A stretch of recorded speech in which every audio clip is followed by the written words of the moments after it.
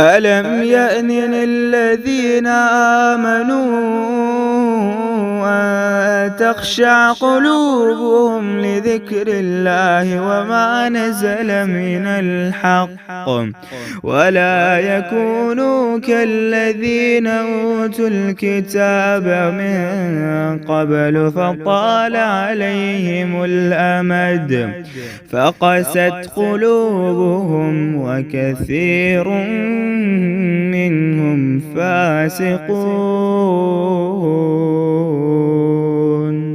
مفلحون کی خوبیاں یا خصوصیات آپ کو سورۃ بقرہ کے آغاز سے اس کا آغاز بھی ملتا ہوا دکھے گا، اور قرآن سے ہدایت کن کو ملتی ہے آپ ادھر دیکھیں گے۔ ہدی و رحمت للمحسنین، کیسے؟ جو نیکوکاروں کے لیے راہبر اور سراسر رحمت ہے۔ جو لوگ نماز قائم کرتے ہیں اور زکوٰۃ ادا کرتے ہیں اور آخرت پر کامل یقین رکھتے ہیں، یہی لوگ ہیں جو اپنے رب کی طرف سے ہدایت پر ہیں، اور یہی لوگ نجات پانے والے ہیں۔ دیکھ لیجئے فلو چارٹ ہے ہدایت کے اعتبار سے آپ کے میرے لیے۔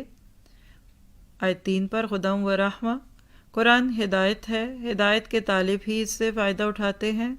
قرآن رحمت ہے، اور قرآن طرز حیات سکھاتا ہے، جینا سکھاتا ہے، اور پتہ چلا کہ قرآن سے ہدایت صرف انہی کو ملتی ہے جو یہ سب کام کرنے والے بن جائیں۔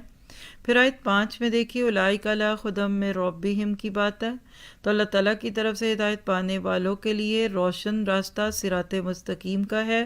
اس کو چھوڑ کر ہدایت تو نہیں ملے گی۔ شہرت مل سکتی ہے آپ کو، لوگ آپ کے فین ہو سکتے ہیں، لیکن آپ کو جنت نہیں ملے گی۔ اللہ ہمیں مرتے دم تک دین کے نام پر بھی صراط مستقیم پہ رکھے۔